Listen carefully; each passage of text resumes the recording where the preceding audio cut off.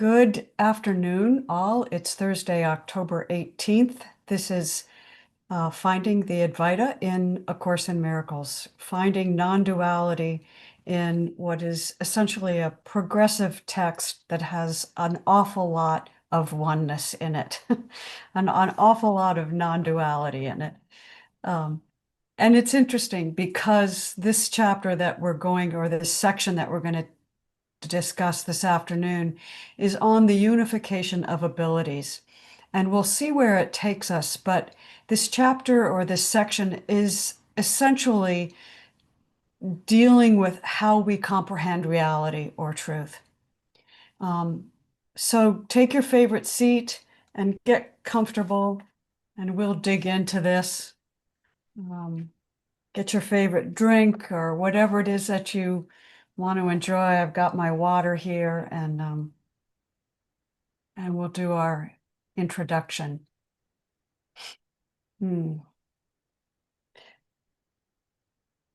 This is from Al-Jamai, the Gatherer.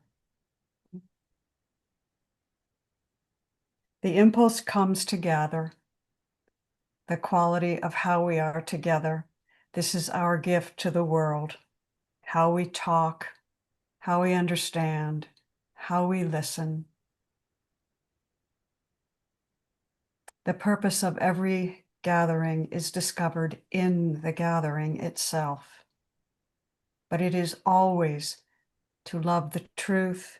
It is always to recognize the truth, to love beauty, and to love what is beautiful. Conversation rises out of every particle of our being. We are all alive with it. It is all alive in us.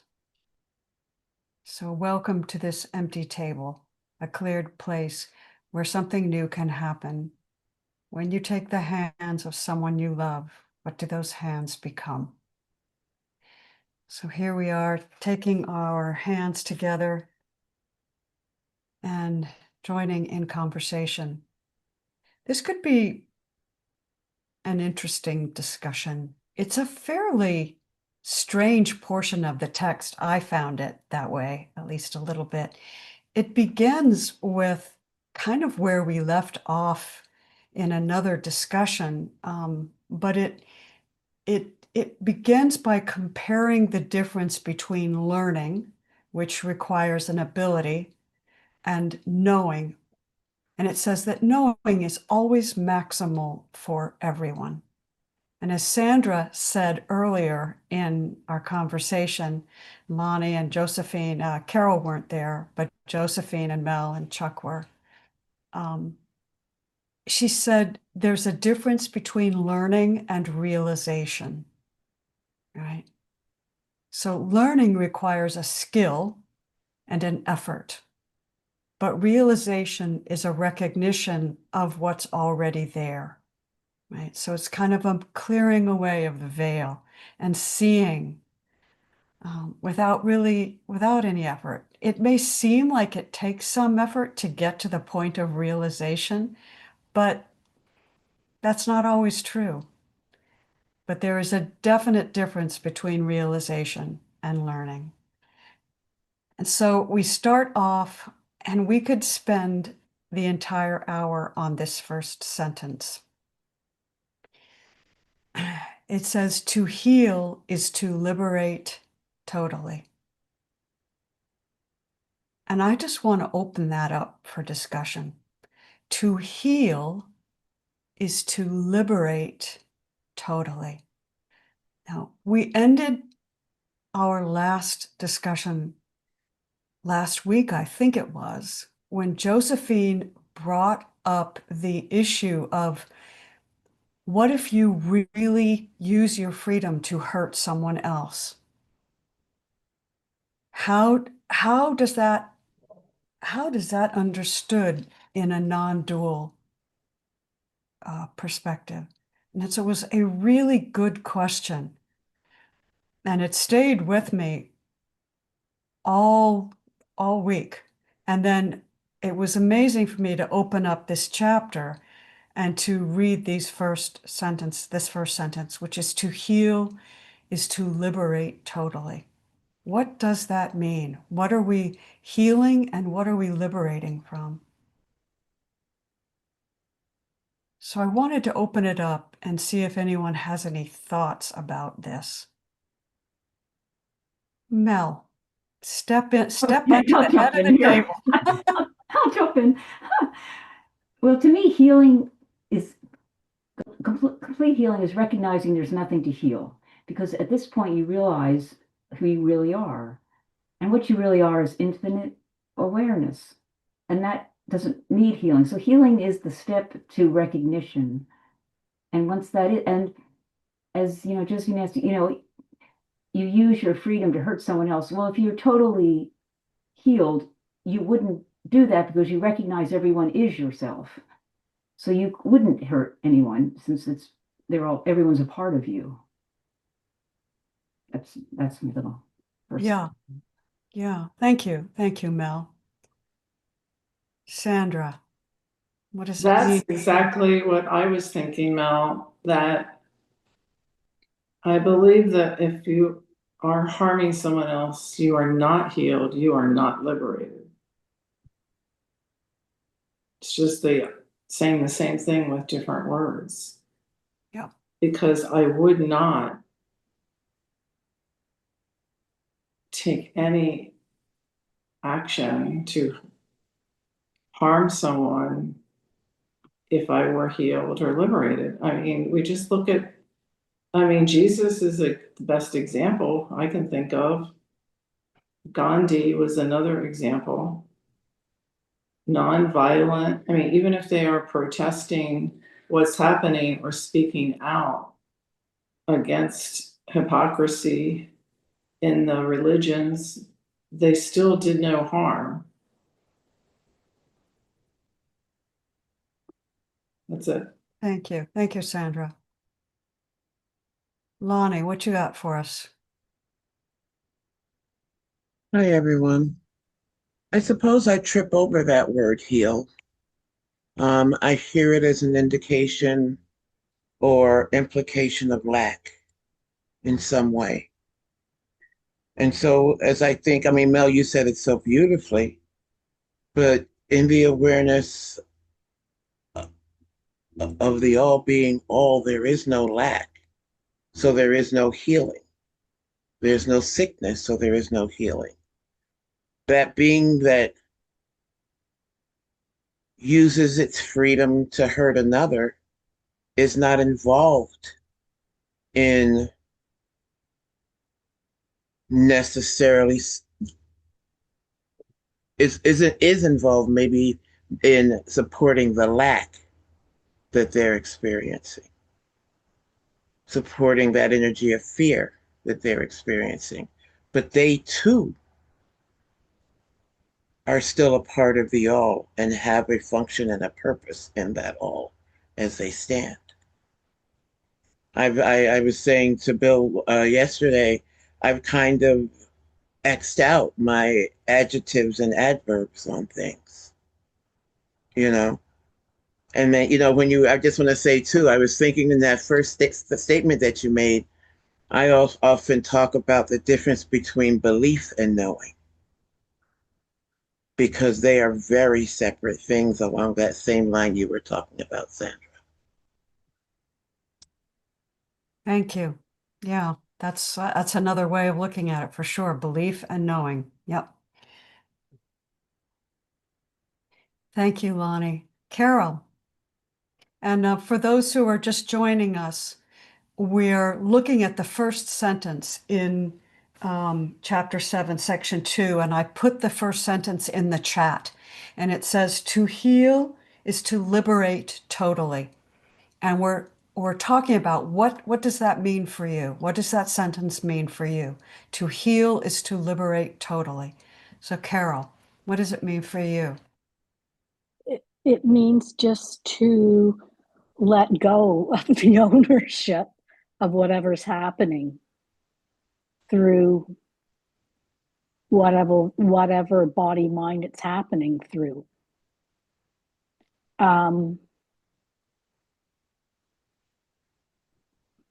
because it's happening, and it's not happening through an entity with its own agenda. But that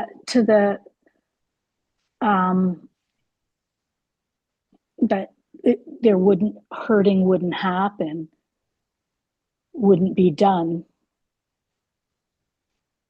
by a liberated, well, the person doesn't get liberated, so there's just liberation. And which brings me to what Lonnie said, and I've heard her say that before as well, and that's very, very clear about the adverbs and adjectives, because it's just a bunch of thoughts that come out through sounds. And what is hurting?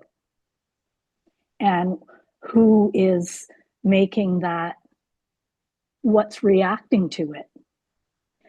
And how can we say what that is? Because something that I might do can hurt, or say can hurt one other a personality, so to speak. There can be a reaction, a negative reaction through one personality, and there can be a joy from another, from the same thing.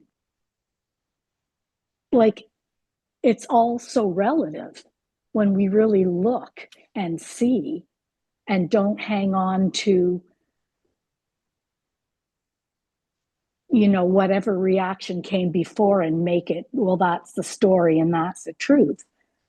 Like, we all know there's very different reactions to different actions and different things, and it doesn't even really matter, because that's just part of the experience of being separate anyway. So it's not even,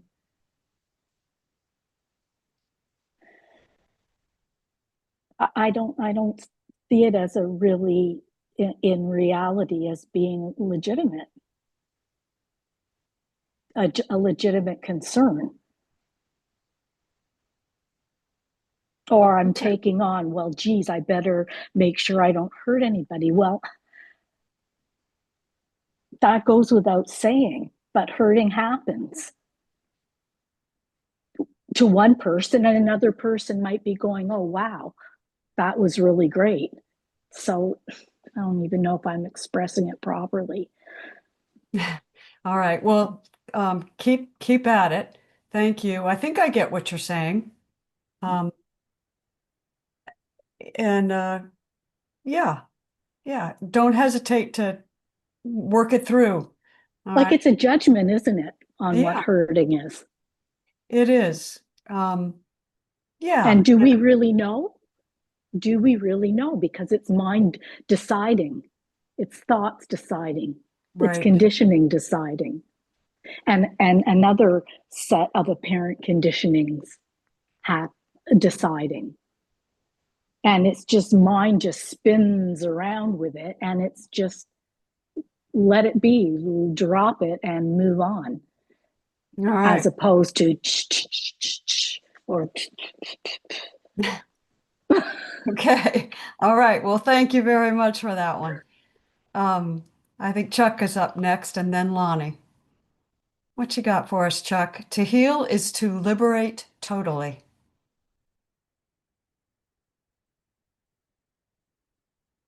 You're going to have to unmute, Chuck, if you can find it.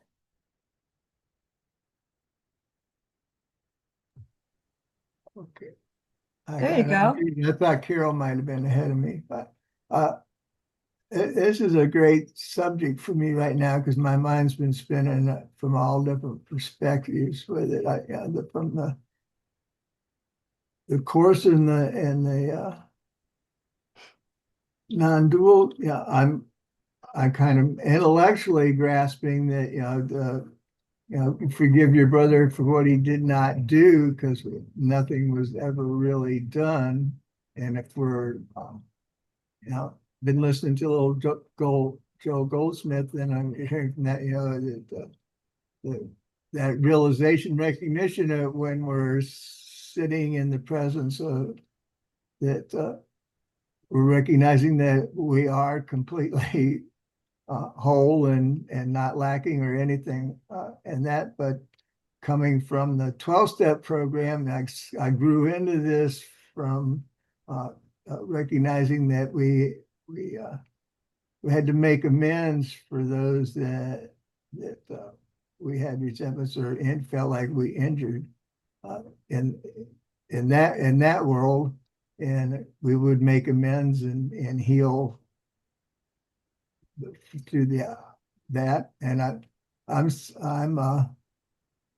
personally struggling. I had a prized relationship, a friendship that I valued, and somehow I have damaged that, but I don't, and to the point that I don't have any communications, and I have no clear understanding of how it got damaged, or no clear Wow. understanding of how to forgive it or how to make amends or anything, because I can't get communications to understand what's being perceived that was done, that I can correct or have an understanding or anything with it. So I'm spinning on how to deal with this, except that the most that I can do is I guess using some of our principles, is just sit in the oneness and recognition that I'm whole and that I haven't done anything, but I've the relationship in this world is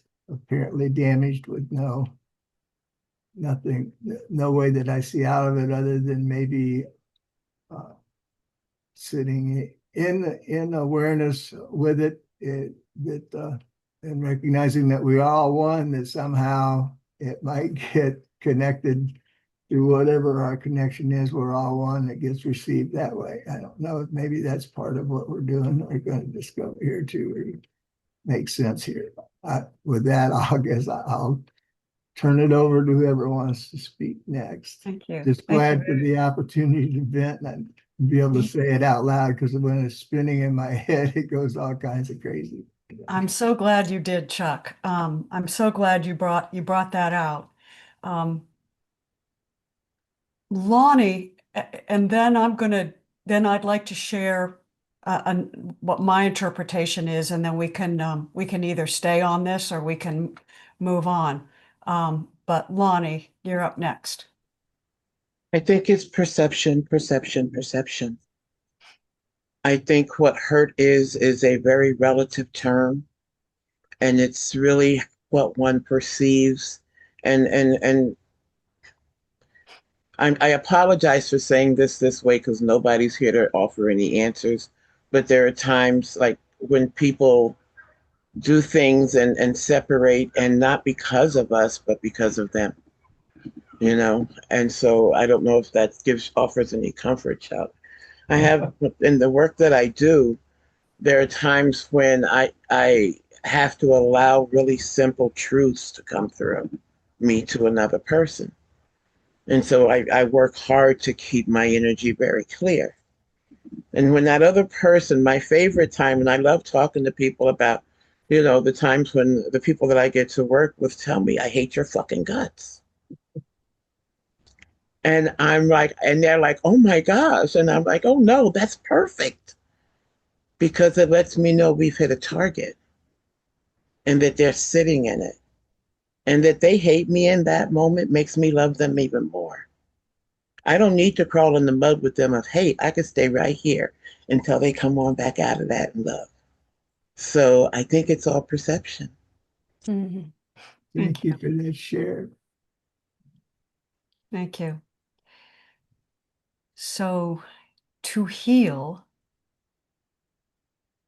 I want to thank all of you for your contributions there. I think every single one of you is spot on in your words. You all touched on the truth of this thing.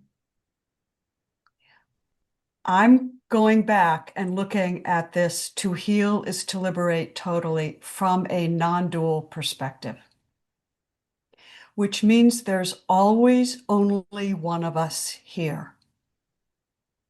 Always. That is never not true. And so we can look at this from in at least two different ways. One is what everybody's already mentioned. When I am totally liberated, I know that there's only one of us here. I'm not unhealed because the small self is still ruling my mind. I am completely healed because I know there's only one of us here. And when I am completely healed, I am also completely liberated to express my authentic self in whatever way I need to express it, because I know that I am an avatar of the One, and the One is always moving through me, and I am never expressing as the separated self or the small self, because I am completely healed in my knowing that I am the oneness expressing itself through this point of consciousness. And as I do that, I also know that whoever I'm looking at is also myself. And I am completely healed and totally free because I know that when I am interacting with them, it is myself that I am in dialogue with or in interaction with. And so I am free from any judgment. I am free from needing to think about it because I know I will always treat them the way I want to be treated. Right? And that is total liberation. Right? I don't have to think about it. I don't have to worry about it. It's total liberation, and it's total healing from the ignorance of the small self. And that is my non-dual interpretation of this. And I think as we read through this section, we will see that played out. So I offer that. And I know August had his hand up. And if you want to say something, you don't have to. No, no worries. Totally up to you. I'm gonna do it. Okay. I'm not sure necessarily what's being said right now or what context, but there is something coming up for this illusory me, and I just want to share that I'm living proof of what's being said. Okay. Prior to the spontaneous non-dual awakening, you can call it NDE, you can call it Kundalini awakening. I don't know. The words don't matter. Okay. I wasn't even around religion or spirituality prior to that. It was very spontaneous. Anyways, I spent my majority of my life in and out of the hospital. No one can figure out what was wrong with me. Just constantly shit going wrong. Just constantly. Organs failing, this biopsy, this surgery, this thing. Trying to figure out what's wrong with me. No one could figure it out. My mom was constantly taking me out of the hospital. Now, it was the suffering that led to the awakening. And there was a huge download of messages during that experience. I had a taste of it. I remember it. I take it with me everywhere I go. Is there times where there's like humanness and I forget? Yeah. But I still have it with me. And the message I received, not that I heard or saw anything, it was just like immediate downloads or understandings. I don't know how to put that into words.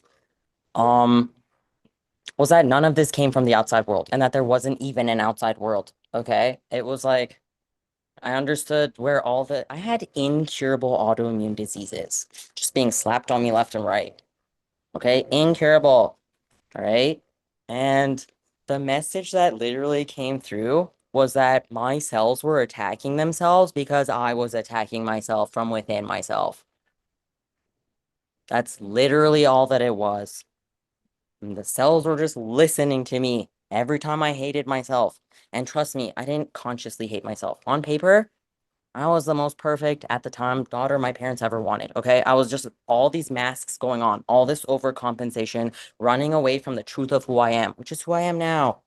Okay. I'm finally expressing the way I want to, with no fucks given what anyone here even thinks about it, let alone the whole world out to get me. Whatever. Let them. Anyways, I'm living proof of this. Okay. And I'm out here to share my story. That's why I started the page I did or whatever. Okay. I'm just here to share that story. And a lot of people have resonated with that and started like listening, and they're messaging me saying shit like, I'm not going to the hospital anymore, because they're actually understanding that this whole thing is mental. Okay. Ever since I embraced who I am, which happens to be called trans out here, if you guys didn't exist, I wouldn't be trans. I would just be being myself. This is authenticity. Okay. For y'all to understand me, you call it trans. That's what that is. All right. I'm just being myself. I'm finally being who I wanted to be since I had my first conscious thought as like a 2 or 3-year-old. That's all that that is. All right. This is not taught. Actually, all that's taught is for me not to be this my whole life. I didn't have it like the people have it nowadays, where they can just press a button online and find queer and trans people. Okay. I was in the conservative rural sector of Canada my whole life, going to a private school. All right. I didn't know life was possible for me to be this. So I spent 20 something years hiding who I am and hating who I am, something I couldn't change, thinking if I hated it, it will go away. Doesn't work like that. Okay. So for anyone out here dealing with something incurable, which is a bullshit lie, by the way, okay? Embrace who you are. Just share your, just be your essence with no fucks given about what anyone thinks about it, okay? Spent a lifetime thinking that I needed acceptance and approval from everyone else, something that no one understood, all right? I created a whole persona. I was like the academic corporate success kid like that everyone wanted to have. Okay. I hated myself. I was doing all of that shit because I hated myself and I didn't want to be who I am. I thought something was wrong with me. Okay. The cells were listening. When your cells think something's wrong with you, they attack themselves. That's what autoimmune is. Okay. All of you are healed now. It's exactly what A Course in Miracles says, Okay. August. Yeah, Well, it's exactly what it says. All illness is mental in origin, exactly that, and that it comes from a lack of love, essentially. literally that. The Yeah. moment I realized this, it was a blink of an eye. There's no technique. You don't have to do anything. There's no technique involved. It's just a realization. Okay. And since then, it's been 5 years since the awakening. I haven't been in the hospital one time. I haven't even had a cold. Okay. I'm the healthiest person I know. Well, Actually, there's another explanation. Well, you weren't here in the beginning, but we were talking about the difference between um, learning, which requires skill and effort. That's your learning for your economics or your math. But realization is not the same as learning. Learning is one thing, realization is something else. It happens spontaneously and it's maximal. So that's what we were just talking about. Um, thank you. Thank you, August. I'm not sure why this came to me, but like you said, that's what authenticity is. It wants to come through, it comes through. That's not for an outcome. You feel me? Yep. Go on. Thank you. Thank you very much. All right, Sandra, did you want to say something? Yeah, just that I think there's something that August said that's been so important to me. When he said, when you realize it, when you realize the truth, it happens in the blink of an eye, spontaneously.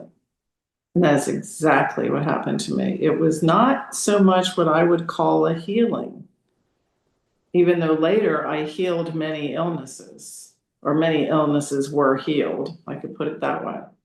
But it was more of a realization of the truth.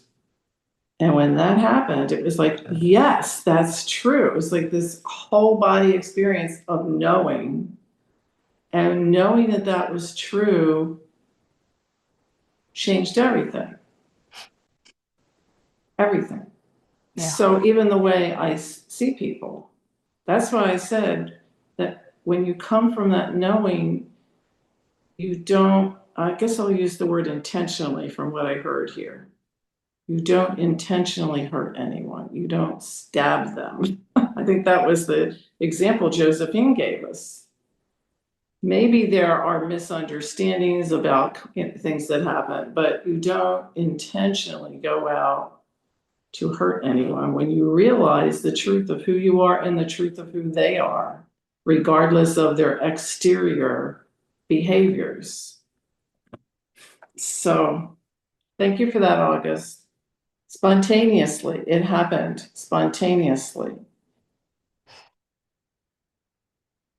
Well, and to add to that, if you look at sentence 4, or you just look at the rest of the first paragraph, it says, "We once said there is no order in miracles because they are all maximal expressions of love.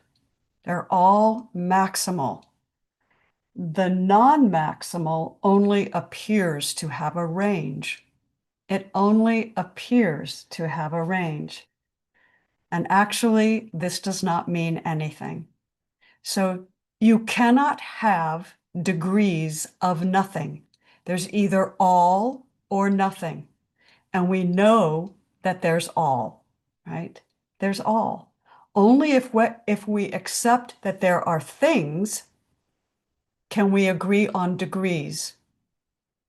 So the guides tell us you are in a collective agreement. You're not a victim, right? And victimhood is an agreement to fear. So healing is total liberation from fear. But this is a very dangerous understanding for the ego because it means the sovereign self can no longer be coerced through fear. And that's a very dangerous thing for most of society because you are free to be your authentic self, right? And that scares the bejesus out of the structure that exists now. Lonnie, what you got? You know, that's really how I come at it when I work with people, is from that idea of freedom and what is freedom. And I come at it that way because for me, a lot of the walk has been around learning, well, not even learning, but experiencing the freedom of being free from fear. Someone gave me that, I don't know what you call an acronym or something, FEAR, false evidence appearing real. And it was like the key to the kingdom for me because I started to be able to challenge those fears that came up to the point where sometimes I would say, you know, fear's a punk. And fear thinks you're a punk. So if you say, I'm going to do something, and fear goes, if you go, oh my God, I'm so scared, fear got you. But if you say, hey, fear, I see you. Come on, let's go do this together. Now you got fear and you get to change it. And so walking really for myself from that principle of instead of jumping away from fear, let me figure out how to learn how to embrace it and still walk forward and see what happens. And from that, I get to walk this life now with, I mean, I think my biggest fear every now and then is that I make sure I can keep my house. But other than that, there's like, and if I don't, okay, then guess what? There's something next. So if that's my greatest fear, I'm doing pretty good. You're doing pretty good. Yeah. Yeah. Thank you, Lonnie. Thank you. Carol.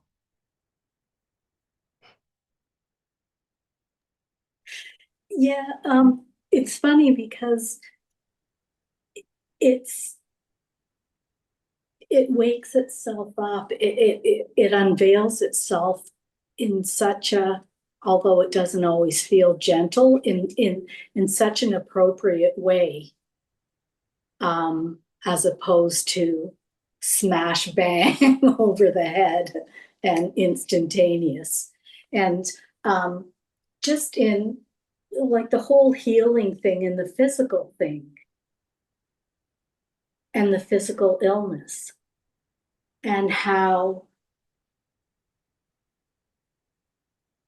I think true healing and liberation is not really being concerned with what happens to the body mind as it did before, and or the illness that is happening, because that's just part of the experience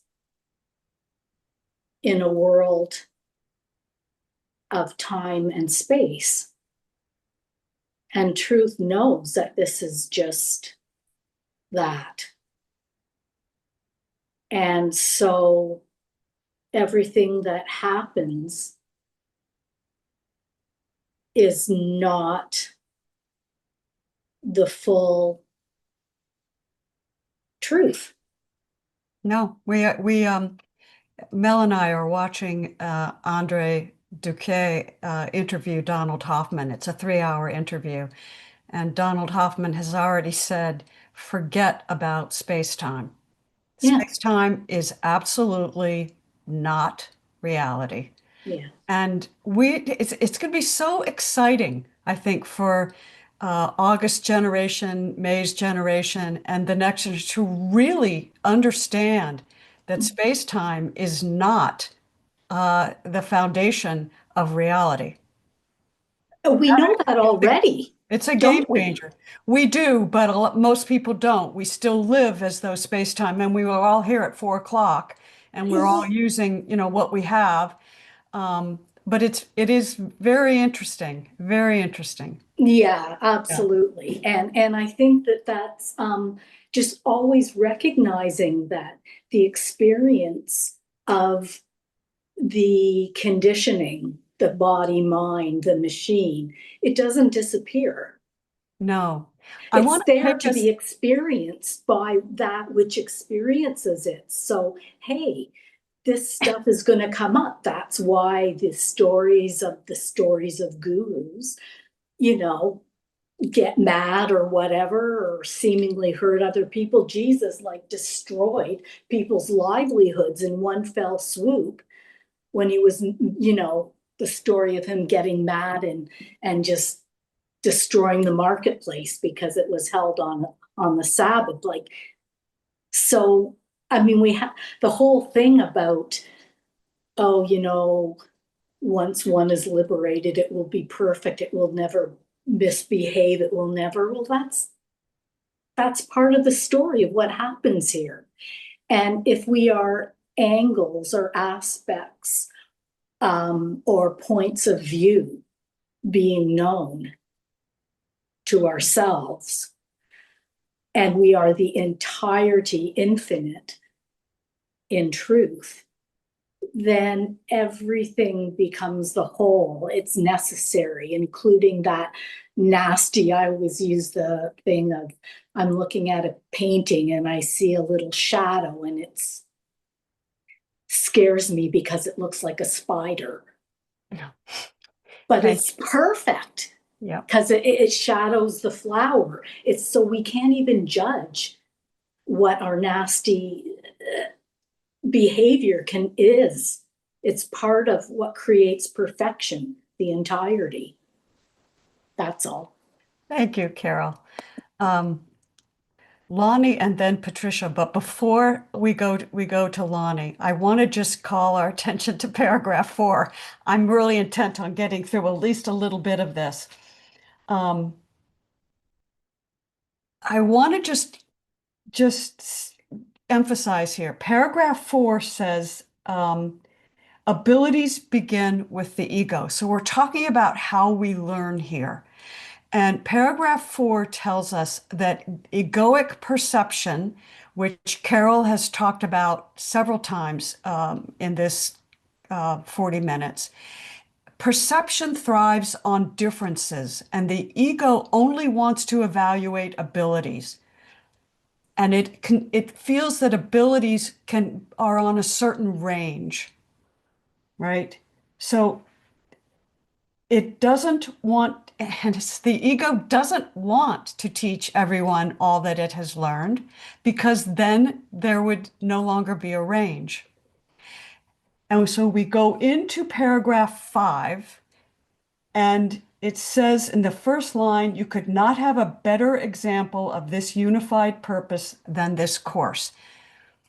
And what paragraph 5 is saying, this is speaking to Helen.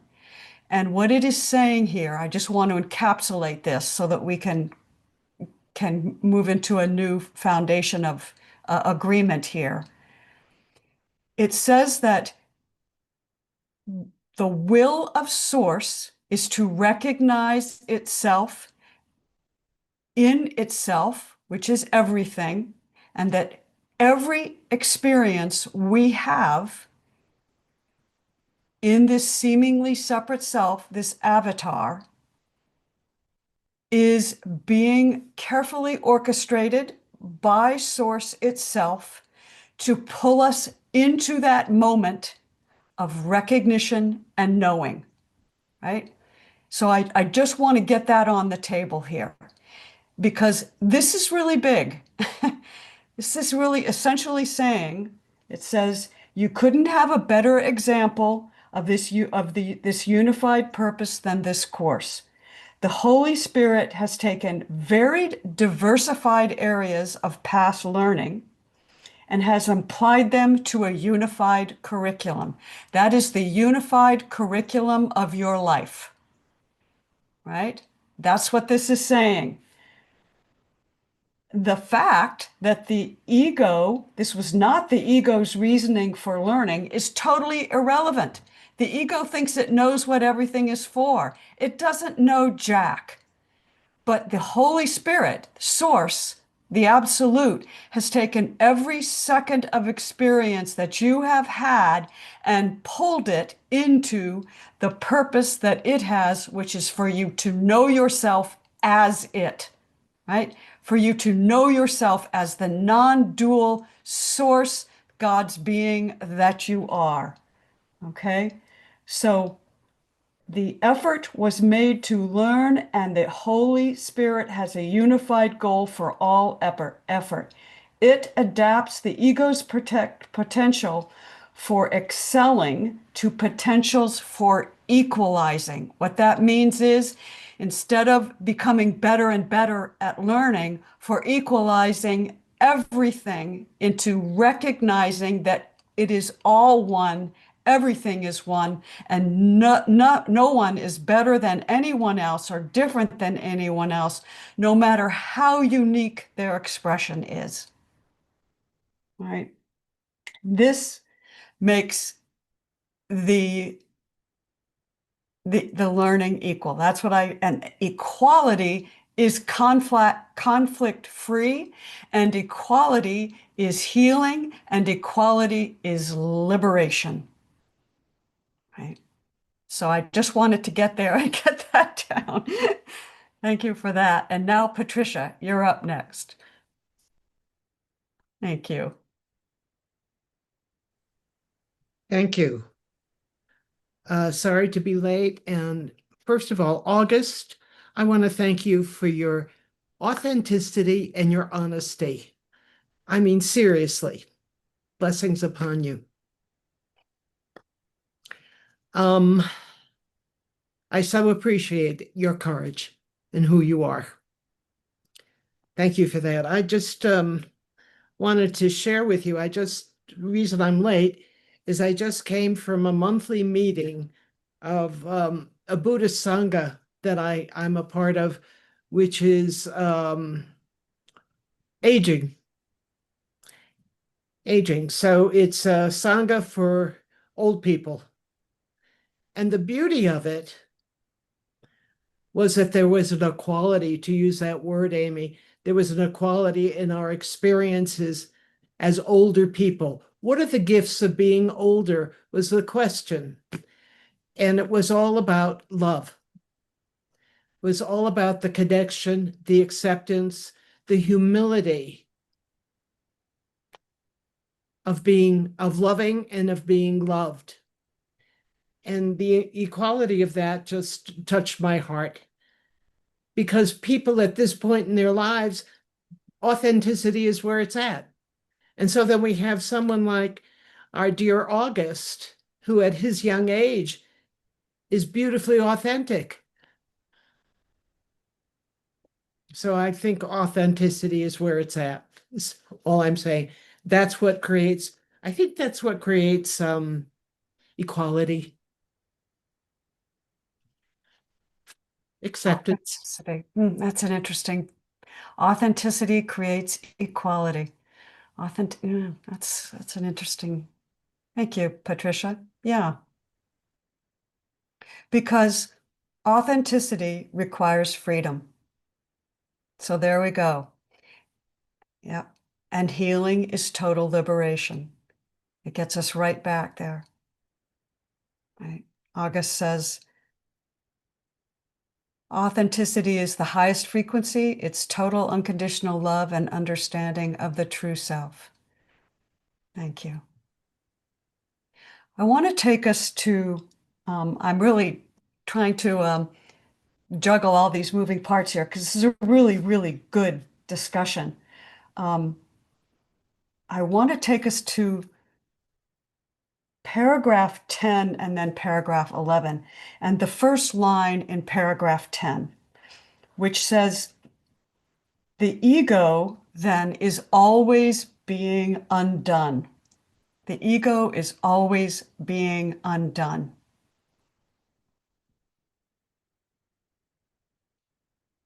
And it does suspect your motives which are to equalize, which your motives are to heal. It always suspects them, right? Your mind cannot be unified in allegiance to the ego. It can't, because the mind does not belong to the ego. Right? And then I want to skip to sentence 6 in paragraph 10. You who are not at war must look for brothers and sisters, and recognize all you see as brothers, because only equals are at peace, which is exactly what we were just saying, right? The ego is always being undone, so it's never sure of itself, and it causes disruption all the time, like Mr. Chaos, in order to keep itself afloat. But we need to look for others who are not at war and join with them, which is what we're doing here, and then help others re-see the world so that it's not at war. And I just wanted to put that out there. And then in paragraph 11, it says, because God's equal sons have everything, they cannot compete. Right?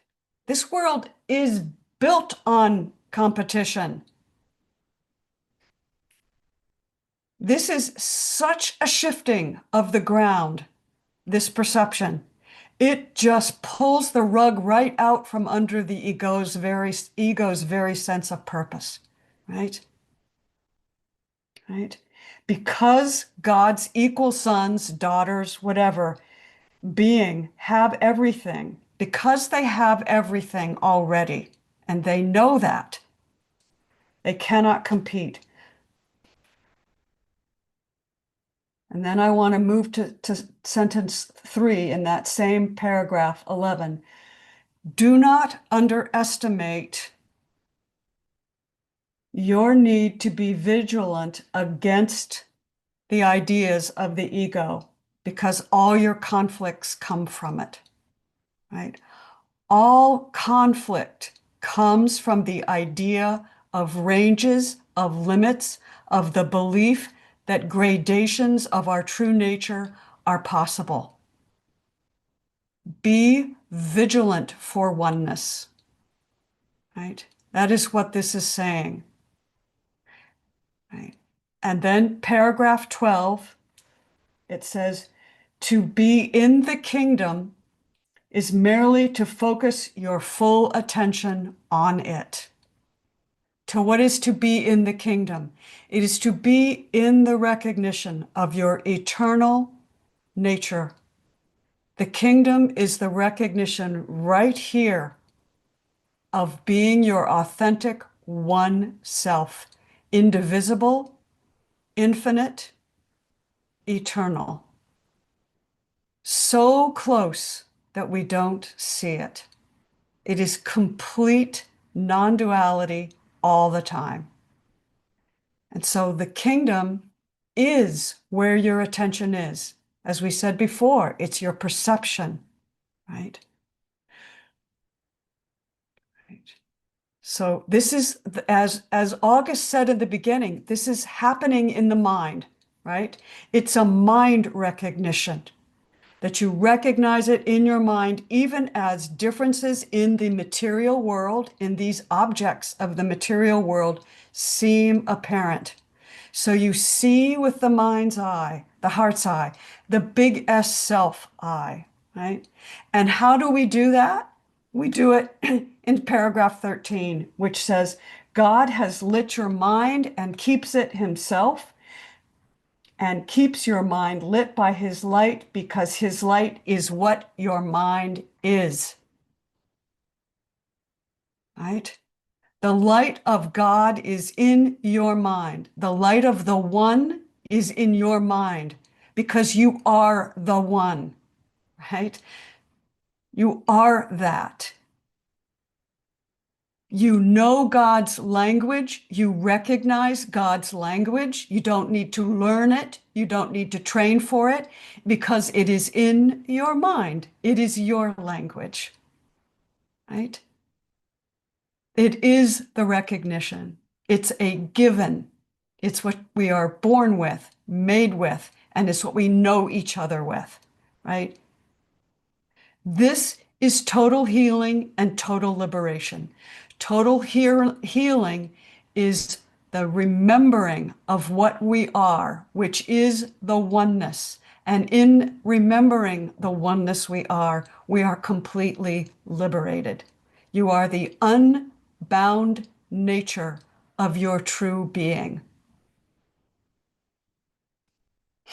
And that's the sum of it. Mel, come to the head of the table. Thank you. You know, I read that sentence at the start of number 12 about God has lit your mind himself. And I just read, if it's okay if I can share this. This is from what we were talking about earlier, Andrew Holochek's Dreams of Light. And he says, here's one way to look at light within the context of your dreams. When you see things during the day, it's because light is reflected off of objects. Photons bounce off something and you see and into your eyes. But how do you see things in your dreams? Where does that light come from? There's obviously no external light source, no outside sun or light bulb, but there's obviously no real object in your mind. But dream images still appear. They do so because they are illuminated by the light of the mind, or more accurately, they are the light of the mind. The objects are self-illuminating and self-aware. That's luminosity, that's luminosity. So anyway, when I read that, it just really spoke to me that, the light is in the mind, is in the mind. And That's beautiful. Oh, good. Thank you. Yeah, thank you so much. And let's remember, one of the main a main teaching of in the non-dual tradition is that the self, the big S self, is self-luminous. It illuminates itself. It knows itself. It recognizes its own light because it is the light. It is self-luminous. There is nothing outside of it that lights it, because everything is within it. This is the crux of the non-dual teaching. And that is what this is saying here, that the light of God, which is what we are, is in our mind, right?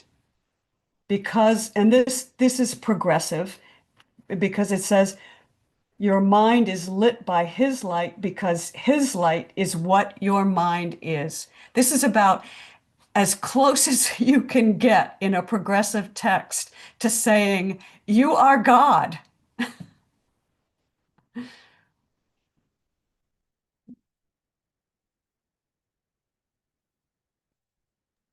But then again, that does take us back to that quote from either last week or the week before, of the sum of the parts being equal to the whole, but the sum of the parts never being able to, in truth, be the whole or create as the whole.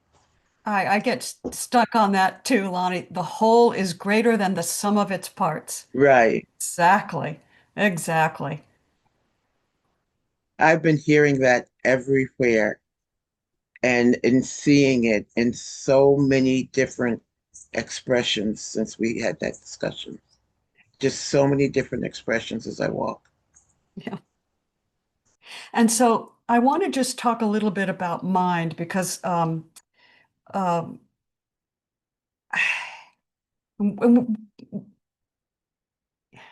in a sense, mind is the witness, right? Mind is the witness. But when we get to right to the heart of non-duality, even the witness dissolves into pure being.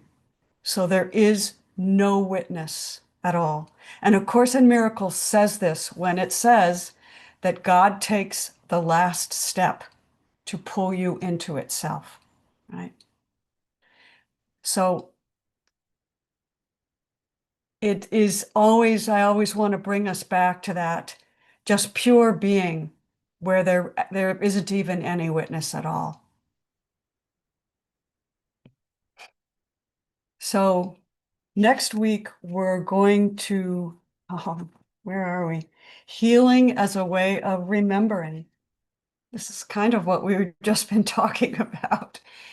But that's what we'll be on next week, which is section 3 on page 270, healing as a way of remembering. And August, I know you didn't bring your book with you, but you could always get it on Kindle and then you could read along with us. I've just made him have a fit. Okay. So I want to thank you all for being here. Is there any last words, anyone? This has been a great discussion. Can I share one last thing? Because you just hit me right in my heart. Oh, One of the most sacred and beautiful things I ever witnessed was my mother's walk in her transition. My mother was vibrant, a charged nurse. She traveled the world. And the one thing that actually freed her was the losing of her mind through dementia. And I got to walk with her and watch her unwind from all of her prisons that she had constructed as she walked through dementia.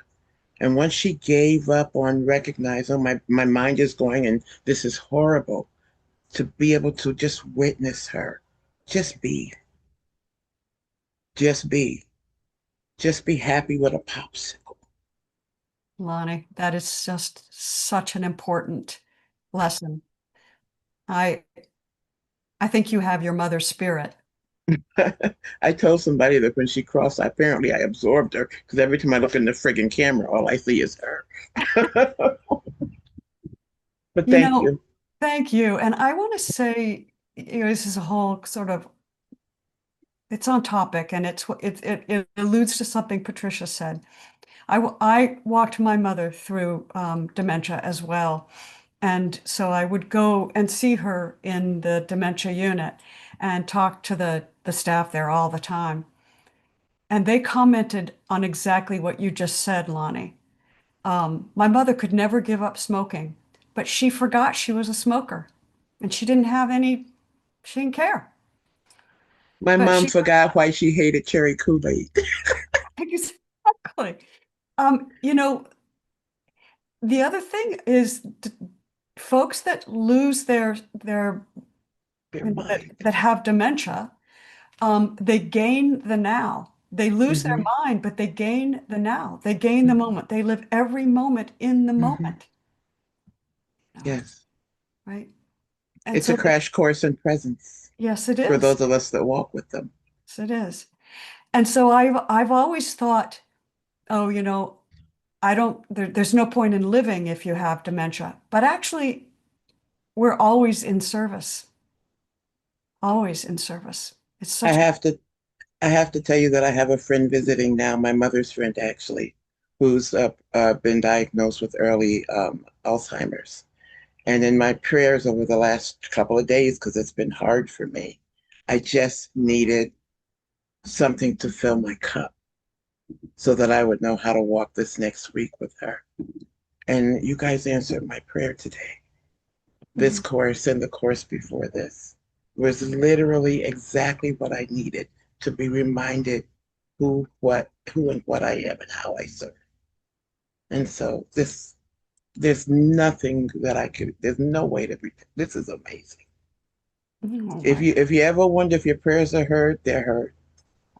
Thank Thank you. you guys. Thank you. Thank you so much. All right. We'll close out with our closing prayer. And I want to thank each and every one of you for being here. It's such a joy to be with you. Come, come, whoever you are, wanderer, fire worshiper, lover of leaving. This is not a caravan of despair. It doesn't matter that you have broken your vows 1,000 times. Still come and yet again. So go out there and have fun. Break your vows willingly and knowingly. Be your authentic self. And we'll see you tomorrow at 10. If you can join us for our reading of Paul Selig. Love to everyone. Bye-bye. Love you all. Mwah. Love you all so much. Love you too.